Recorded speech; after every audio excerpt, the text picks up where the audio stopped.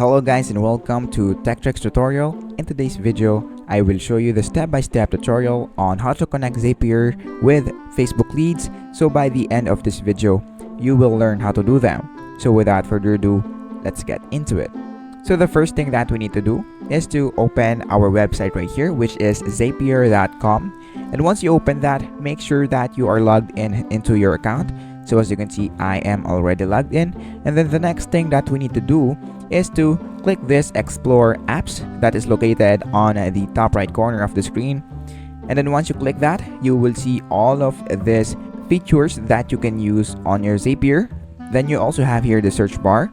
So we're going to click on that and then search for Facebook leads.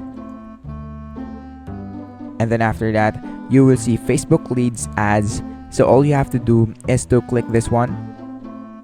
And then after that, scroll down until you see connect Facebook lead ads to this one right here. Click that and then it will now be automatically added into your Zapier account. So as you can see, we can now edit this one.